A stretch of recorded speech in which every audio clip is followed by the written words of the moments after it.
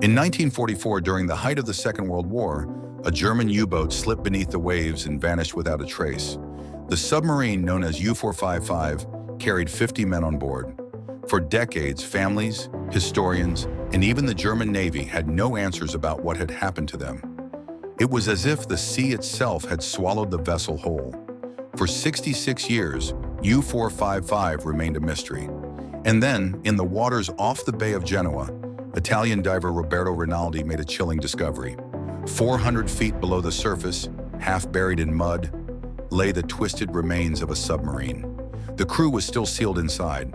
This is the haunting story of U-455, a tale of hope, tragedy, and unanswered questions buried beneath the sea. During the Second World War, German U-boats were nicknamed the Grey Wolves.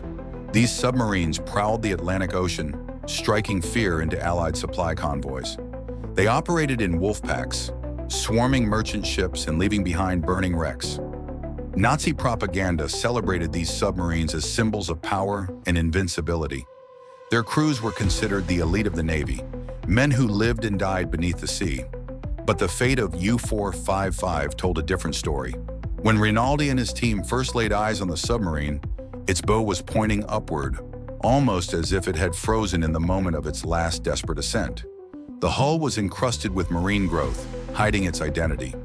There were no numbers, no insignia, no easy way to know which U-boat this was. The entrance hatch was sealed by twisted metal, as though the ocean itself had locked the crew inside forever.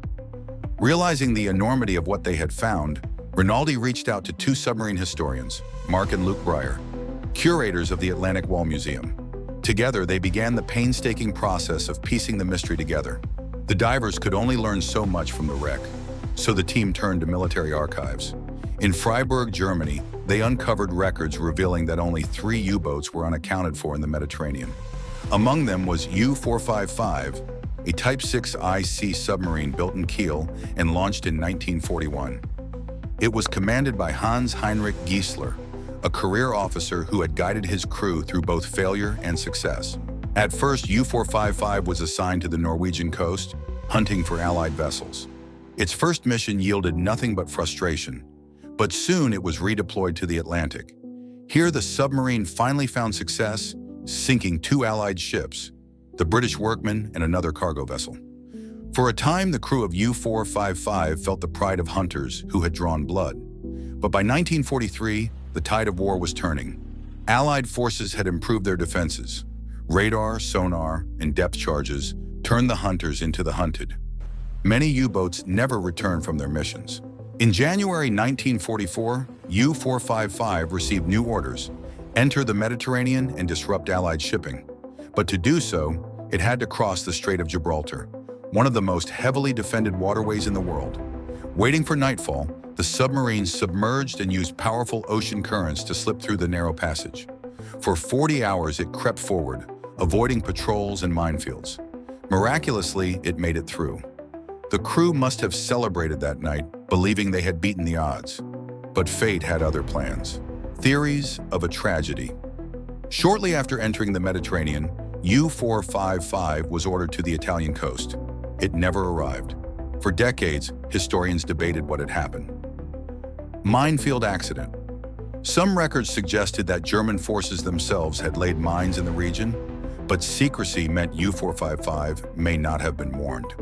Allied attack. Others believed the submarine was spotted and destroyed by Allied aircraft or ships. Mechanical failure. A sudden breakdown might have sealed the crew's fate. When divers explored the wreck, they found vital clues. The periscope was still raised, indicating the U-boat had been navigating close to the surface.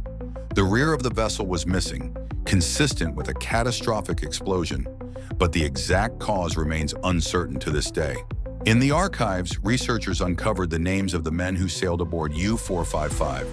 Most perished beneath the waves, but 2 men escaped this fate.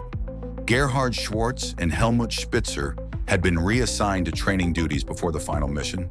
They survived the war and later shared memories of life aboard U-455, stories of camaraderie, of fear, of endless days spent in the claustrophobic darkness of the submarine.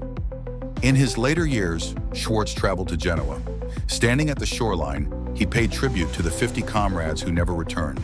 For him, the wreck was not just steel and rivets, it was a grave.